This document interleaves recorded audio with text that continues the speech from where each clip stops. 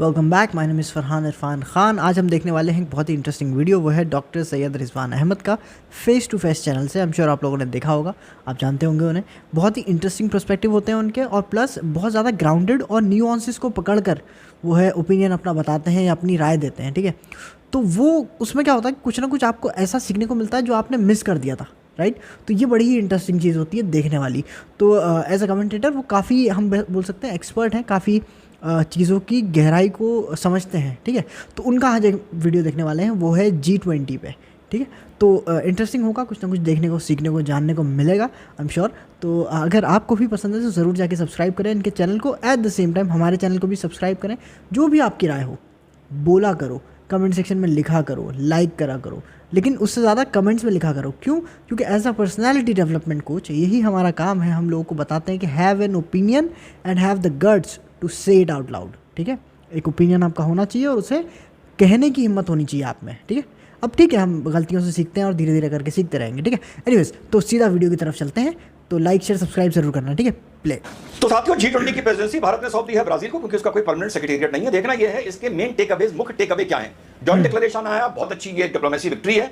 जो भी joint declaration तैयार किया गया, जब हम उसको पढ़ रहे थे तो हमने देखा किसी भी कंट्री का अगर एग्रेसर भी कहा गया है तो किसी भी कंट्री का नाम नहीं लिया गया है। चाइना का और रशिया का हमेशा से यह कहना था कि G20 एक इकोनॉमिक फोरम है, यहां पर जियोपॉलिटिक्स डिस्कस नहीं होनी चाहिए, सिर्फ इकोनॉमिक एंगल से, इकोनॉमिक नजरिए से यह बैठक होनी चाहिए। यह बात बाली में भी हुई थी और यह बात यहां पर भी हुई, लेकिन मोदी जी की टीम ने और मोदी जी ने अपनी डिप्लोमेसी से पॉलिटिक्स को, जियोपॉलिटिक्स को इससे बाहर निकाल दिया और इसीलिए जॉइंट डिक्लेरेशन आ गया।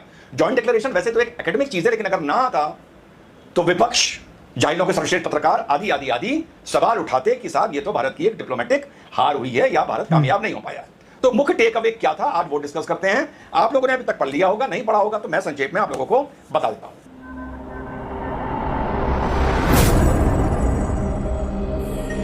नमस्कार, सत श्री अकाल, अस्सलाम वालेकुम, कैसे हैं जनाब। तो साहब, G20 की बैठक संपन्न होने के बाद, भारत का कार्यकाल संपन्न होने के बाद मुख्य टेक अवे क्या था? मुख्य टेक अवे जो इसका सामने निकल के आया है, भैया ये कोई इवेंट नहीं था। मोदी जी कोई इवेंट मैनेजर नहीं है, ये कोई पैसा खर्च करने के फोरम नहीं होते हैं। ये बात साबित करती इस G20 की बैठक में। जो मुख्य चीज सामने निकल के आई है वो निकल के आई है IMEEEC। CPEC सुना था आपने? चाइना पाकिस्तान इकोनॉमिक कॉरिडोर सुना था, जो बुरी तरह फेल हो गया। इसी तरह BRI जो है चाइना का बेल्ट एंड रोड इनिशिएटिव, वो भी एक इकोनॉमिक कॉरिडोर बनाने की मुहिम है, जो लगभग चाइना के हिसाब से 80 मुल्कों में अब फैल गई है। उसका भी 10th वर्षगांठ, 10th एनिवर्सरी चल गई है। फैली ऐसी है कि जहां भी चाइना किसी कंट्री को लोन देके हैवी इंटरेस्ट पर, चाहे वो श्रीलंका हो, चाहे कोई अफ्रीकन नेशंस हो, उनको सपोर्ट कर रहा है इकोनॉमिक कॉरिडोर बनाने के लिए। इकोनॉमिक कॉरिडोर में 3 चीजें आती हैं, एक आता है सी रूट, एक आता है रेलवे रूट और एक आता है इकोनॉमिक हाईवेज। इनको बनाने के लिए पैसा दे रहा है, इतने हैवी लोन पर दे रहा है कि देश में लोग, छोटे मुल्क कंगाल होते जा रहे हैं। टोटल चाइना का जो डेट है इन करीबन 80 मुल्कों पे मिला के $100 बिलियन पहुंच गया है और लोग अपने कान पकड़ रहे हैं। G7 के सदस्य इटली भी BRI का मेंबर बन गया था और इटली बस अनाउंस करने जा रहा है कि वो BRI से बाहर निकल रहा है। तो इसी तरह से ये वर्ल्ड की इकोनॉमी में को कैप्चर करने के लिए, स्ट्रीमलाइन करने के लिए, यूनिफॉर्म करने के लिए, आसान करने के लिए, भाई transport is the essence of good economy and communication, इसको स्ट्रीमलाइन करने के लिए बहुत बड़ा डेवलपमेंट आया है IMEEEC। EC से हो गया इकोनॉमिक कॉरिडोर, I से हो गया इंडिया, ME से हो गया मिडिल ईस्ट और E से हो गया यूरोप। बहुत बड़ा इनिशिएटिव है, जो इनिशिएटिव USA ने लिया, भारत उसके साथ जुड़ा।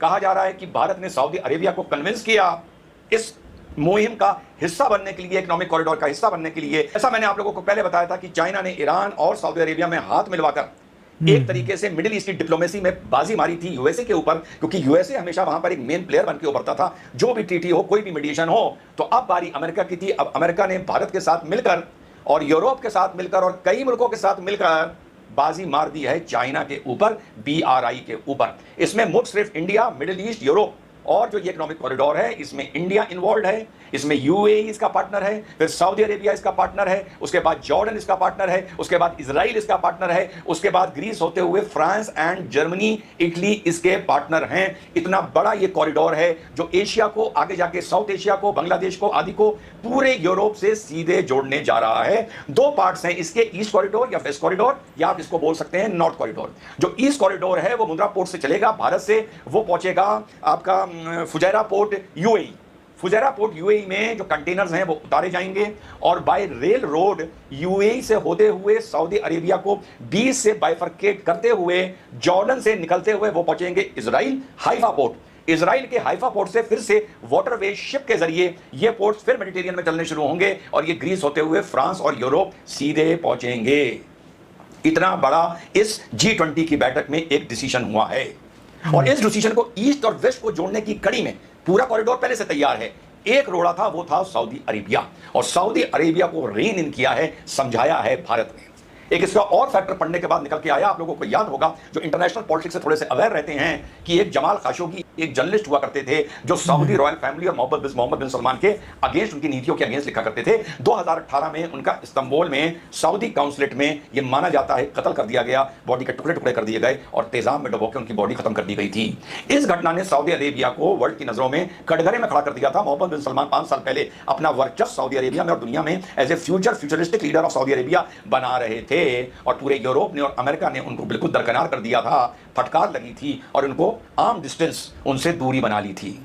तो ये चीज सऊदी को समझाई गई। आज के 5 साल से जो सऊदी मोहम्मद बिन सलमान लगे हुए थे कि यूरोप एंड अमेरिका के किसी इनिशिएटिव का हिस्सा बन जाएं, जिस वजह से वो नहीं बन पा रहे थे और चाइना की तरफ धीरे धीरे शिफ्ट कर रहे थे, उनको मोदी जी के एफर्ट्स की वजह से जो माना जा रहा है, भैया मैं वहां पर तो था नहीं, वापस सऊदी अरेबिया यूरोप और अमेरिका के साथ मिलकर इस इकोनॉमिक कॉरिडोर का जो भारत से शुरू होकर यूरोप तक जाएगा, बीच में सिर्फ सऊदी में मामला रुकता था, जिस वजह से भारत को स्विस कैनाल इस्तेमाल करनी पड़ती थी। अब भारत को इजिप्ट की स्विस कैनाल ना तो इस्तेमाल करनी पड़ेगी, ना पाकिस्तान के रास्ते से जाना पड़ेगा, और सबसे बड़ी बात जो गेटवे टू यूरोप टर्की कहलाता था उसको भी बीच में से माइनस कर दिया गया है। सो भारत से यूरोप पहुंचने के लिए Pakistan minus, Turkey minus, Egypt minus. अब इजिप्ट का माइनस होना बहुत महत्वपूर्ण है, जबकि इजिप्ट को जो मैं आप लोगों से उस दिन मैंने ब्रिक पर एक वीडियो बनाया था, कौन लेके आया था? चाइना लेके आया था। अब ये बात सामने खुल के आ रही है क्योंकि इजिप्ट BRI का बहुत ही इंपॉर्टेंट प्लेयर है और वो ही एक्सेस देता था स्विस कैनाल का शिप्स को। भारत से अगर यूरोप जाना था या यूरोप से अगर भारत इंडियन ओशन आना था। स्विस कैनाल क्या है? इंग्लैंड से इंडिया की दूरी पहले जब स्विस कैनाल नहीं बनी थी तो 17,000 किलोमीटर की थी through the Cape of Good Hope. तो इंग्लैंड ने यह तय करा कि साउथ एशिया में यह बात है 1860 की लगभग कि एशिया को कंट्रोल करने के लिए उनको छोटा रास्ता चाहिए होगा उनकी शिप्स को रसद ले जाने के लिए, इस तरफ से लूट का माल ले जाने के लिए। तो दिमाग में आई स्विस कैनाल। तो स्विस कैनाल 130 मार्च तक 130 मील लंबी एक कैनाल बनाई गई आर्टिफिशियल, जो उसके बाद यूरोप इंग्लैंड को रेड सी होते हुए पर्शियन गल्फ होते हुए अरबियन सी से जोड़ती थी, यानी भारत से साउथ एशिया से जोड़ती थी। 1956 आते आते सब आजादी के बाद ये चीज इजिप्ट के अंडर आई और इजिप्ट को हैंड ओवर कर दी गई। ये इंटरनेशनल एग्रीमेंट हुआ कि स्विस कैनाल किसी भी सिचुएशन में, वॉर या पीस में भी बंद नहीं करी जाएगी। तो साथियों, एक इंटरनेशनल एग्रीमेंट हुआ कि स्विस कैनाल वॉर या पीस किसी भी सिचुएशन में बंद नहीं करी जाएगी और इससे एक्सेस सबको दिया जाएगा जो भी रेट इजिप्ट तय करे। आज की तारीख में $50,000 से लेकर $75,000 तक पर शिप पर कंटेनर कैरियर चार्ज करता है इजिप्ट, जो इस 120 मील के कैनाल से, आर्टिफिशियल कैनाल से निकलती है। क्योंकि इजिप्ट को भी ये बात पता है कि अगर आप मुझको पेमेंट नहीं करोगे तो 17,000 किलोमीटर का आपको रूट लेना पड़ेगा।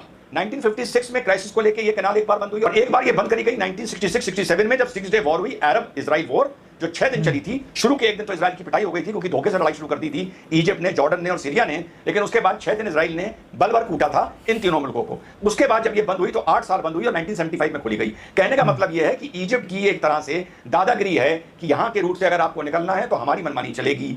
तो उस चीज को इस कॉरिडोर ने, India, middle east, Europe economic corridor ने हमेशा हमेशा के लिए खत्म कर दिया है। ये कम से कम उसकी अहमियत कम कर दी है। अब सिर्फ वो कंटेनर जो ट्रांसपोर्ट अलग अलग तरीके से, यानी शिप से आपने कंटेनर्स उतारे, रेलवे पे डाले, रेलवे लेके गया, वापस कंटेनर्स को शिप वाटरवे के लिए डाला, वैसा अगर कोई पेलोड होगा जिसको हिलाया डुलाया ज्यादा ट्रांसपोर्ट नहीं करा जा सकता, वो स्विस कैनाल के थ्रू जाएगा। लेकिन बाकी जाएगा इंडिया, इंडिया से फुजैरा, फुजैरा से यूएई होते हुए सऊदी अरेबिया की पूरी रेलवे लाइन पड़ने जा रही है। उससे निकलेगा जॉर्डन, जॉर्डन से निकलेगा हाइफा पोर्ट इजराइल, और इजराइल से ग्रीस मेडिटेरियन होते हुए यूरोप, फ्रांस और जर्मनी तक पहुंचेगा। ये बहुत बड़ी उपलब्धि है। इसके साथ साथ इसमें फास्ट कम्युनिकेशन के लिए केबल्स भी डाले जा रहे हैं, पाइपलाइन भी डलेगी वगैरह वगैरह। बीच में तो सऊदी अरेबिया एक ऑप्शन थी, वो सॉर्ट आउट हो गई है। सऊदी अरेबिया वापस वेस्ट के ग्रुप में कहिए या लॉबी में कहिए आ गया है। अब देखना यह है कि जो ये रेलवे लाइन सऊदी के थ्रू जाएगी, इसमें पैसा सारी कंट्रीज का लगेगा या सिर्फ सऊदी अरेबिया का लगेगा? ये एग्रीमेंट क्या होता है? जब मैं पढ़ रहा था, क्या इस रूट को CPEC यानी चाइना पाकिस्तान इकोनॉमिक कॉरिडोर के तहत जो चाइना से माल पाकिस्तान होते हुए पाकिस्तान पोर्ट पहुंचेगा, क्या उस सामान को भी सऊदी अरेबिया अपनी रेलवे लाइन से आगे ले जाने को तैयार है या नहीं है। वैसे जो एग्रीमेंट की भाषा है, आप लोग ये देख रहे हो, मैंने अंडरलाइन कर दिया है कि यहां पर वही कंटेनर्स का माल गुड्स कार्गो जाएगा जो इस सिग्नेटरी मुल्क यानी India, UAE, Saudi Arabia, Jordan, Israel, Greece, France, Europe Union इससे कनेक्टेड होगा। तो प्रथम दृष्टिया ये नजर आता है कि सामान नहीं जाएगा। दूसरा, ये चीज मीडिया ने कवर नहीं करी, एक 2022 में ड्राई रन पूरा हुआ है इंटरनेशनल नॉर्थ साउथ कॉरिडोर का। यह भी एक भारत की बहुत बड़ी उपलब्धि है कि गॉर्डर पोर्ट पर भारत का इन्वेस्टमेंट हो रहा है। ईरान के साथ हमारे बंदरगाहों से, गुजरात से या मुंबई से माल जाएगा ईरान, वहां उतारा जाएगा और रेलवे लाइन से होता हुआ ये माल रशिया तक पहुंचेगा। इसमें भी पाकिस्तान आउट हो रहा है, सुएज कैनाल आउट हो रही है और टर्की आउट हो रहा है। टर्की अपने को मान के चलता था द गेटवे टू यूरोप, लेकिन अब इंडिया ने ग्रीस को बना लिया है द गेटवे टू यूरोप। तो ये बहुत बड़ा डेवलपमेंट है। लाख लाख बधाएं भारत को, मोदी जी को, वेस्टर्न कंट्रीज को, अमेरिका को, इंग्लैंड को, सबको। आने वाले 10 साल में ये बीआरआई का बड़ा स्ट्रॉन्ग जवाब बनेगा, क्योंकि इटली अब बीआरआई से बाहर आने जा रहा है और भारत की इंटरनेशनल जो ट्रेड है उसमें भारत के 4 चांद लगेंगे। एक्सटेंड करते हुए एक कॉरिडोर, रोड कॉरिडोर बनाते हुए थ्रू द कंट्री इसको बांग्लादेश ले जाने तक की बात हो रही है अगले 10 सालों में। तो बहुत बहुत शुभकामनाएं, बहुत बड़ा अचीवमेंट है भारत के लिए, डिप्लोमेटिक भी और economic. India, middle east, Europe economic corridor. जय हिंद, वंदे मातरम, खुदा हाफिज। खुदा हाफिज, वंदे मातरम।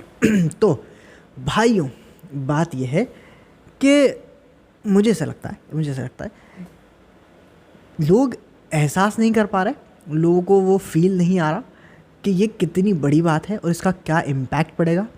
क्योंकि जब कंट्रीज़ एक दूसरे पे डिपेंड हो जाती हैं ना, तो बहुत सारी चीज़ें रुक जाती हैं जो बैकग्राउंड में चल रही होती हैं, राइट। तो जो प्रेशर टैक्टिक्स होते हैं, जो अंदर से जो हरकतें की जाती हैं ना, वो रुक जाती हैं। क्योंकि अब भाई खाना तो जब ही आएगा जब अपन सब साथ में मिलकर काम करेंगे, तो फिर कैसे काम होगा, राइट। तो जब एक दूसरे पे इस तरीके से डिपेंडेंट हो जाते हैं लोग, तो फिर जो है काफ़ी हद तक सुधर जाते हैं। ये एक अच्छी बात है। दूसरी बात यह है, बहुत बड़ी बात है, कि इज़राइल से होते हुए जो सामान है वो सऊदी अरेबिया से होते हुए यूरोप जाएगा। ये बहुत बड़ा सिग्नल है। लोग मानेंगे नहीं इस बात को अभी, क्योंकि वो अपनी ख्यालों में रहते हैं ना। गुड्स का ट्रेड होना मतलब आप समझते हैं क्या होता है, यानी कि इज़राइल के बिजनेसमैन यूएई के बिजनेसमैन से मिलेंगे, बातें होंगी तो दूर तलक जाएंगी, समझ रहे हो आप। तो ये बहुत ऊंचे लेवल का गेम है, क्योंकि जब ह्यूमन टू ह्यूमन इंटरेक्शन होता है, और वो भी वहाँ जहाँ पर एक दूसरे की कनेक्शन से बाकी सारे लोगों को बहुत ज़्यादा इम्पैक्ट होता है, राइट। तो आप समझ नहीं सकते कि हालात कितने बदलेंगे। ये बहुत अच्छी बात है। दूसरी बात ये है कि कहीं ना कहीं लोगों की आंखें खुल रही हैं, कहीं ना कहीं लोगों को लग रहा है कि हाँ यार, ऐसा है कि जो चाइना ने कर दिया है वो ख़तरनाक है, वो कहीं ना कहीं सही नहीं है। देखो, हम वीडियो में कह सकते हैं ओ चाइनीज़ पीपल, नहीं, ये गलत बात है। हमें चाइनीज़ पीपल को नहीं बोलना चाहिए। हमारी प्रॉब्लम है उनकी जो पॉलिटिकल आइडियोलॉजी है या जो पॉलिटिकल पार्टी है उससे, राइट। क्योंकि वो फिर रेसिज्म हो जाएगा। अगर आप चाइनीज़ को बोलोगे तो चाइनीज़ को नहीं बोलो। हाँ, ये बात सही है कि इंडिया में बहुत कैजुअली बोल दिया जाता है, बहुत सारे लोग बोल देते हैं, लेकिन नहीं बोलना चाहिए।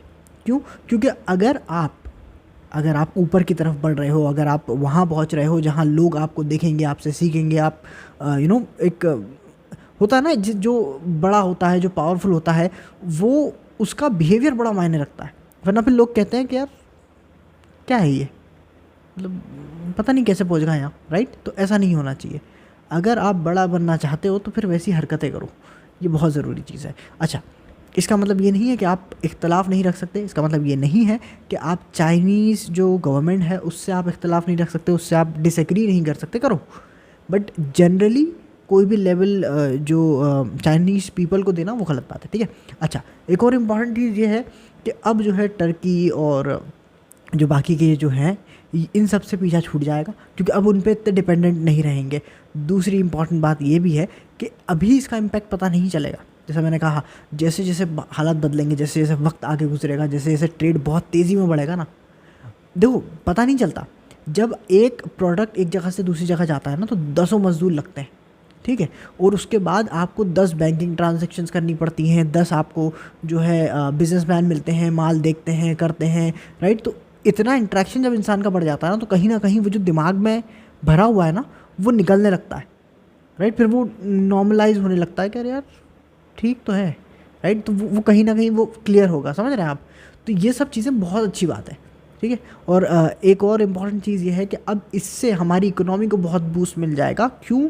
क्योंकि कहीं ना कहीं अगर इतनी सारी कंट्रीज़ मिल करके ये चीज़ बनाएंगी तो हमारा कॉस्ट कम लगेगा और सब मिल करके ट्रेड करेंगे तो हमारा जो गुड्स है और सर्विसेज तो ऑलरेडी जा रही हैं, बट गुड्स जो है वो ना कि सिर्फ यूरोप जाएंगे बट मिडल से होते हुए जाएंगे ना, तो बहुत सारी जगह रुकते हुए जाएंगे, बहुत सारे लोगों को हम गुड्स देते हुए जाएंगे। तो ये भी बहुत अच्छी बात है, राइट। तो सिर्फ यूरोप की बात नहीं है, और भी बहुत सारी कंट्रीज़ बीच में पड़ेंगी, तो वहाँ भी माल उतरेगा। जाहिर सी बात है, अगर माल यहाँ से जा रहा है तो सीधा डायरेक्ट यूरोप तो नहीं चला जाएगा ना, बीच में कुछ माल उतरेगा, फिर उसके बाद नेक्स्ट कंट्री में, फिर नेक्स्ट कंट्री में, तो बहुत सारी ट्रेड बढ़ेगी। तो ये बहुत अच्छी बात है, क्योंकि हमें बहुत बड़ी इकोनॉमी बनना है, क्योंकि हम दुनिया की सबसे ज़्यादा पॉपुलेटेड कंट्री हैं। ये बहुत ज़रूरी चीज़ है, ठीक है।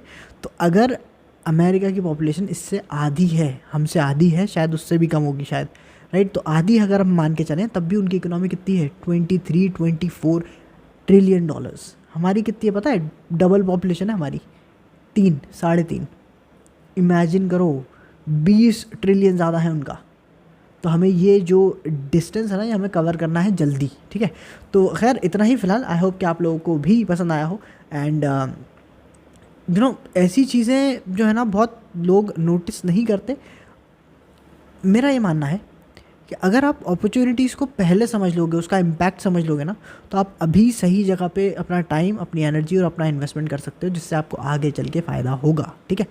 खैर तो मिलते हैं दूसरे वीडियो में। अपना ख्याल रखें और लाइक शेयर सब्सक्राइब ज़रूर करें, इनके चैनल को भी, फेस टू फेस को, और हमारे चैनल को भी। कमेंट्स में ज़रूर बताएं आपकी राय क्या है, ठीक है। फ़िलहाल इतना ही। अपना ख्याल रखें। Bye bye.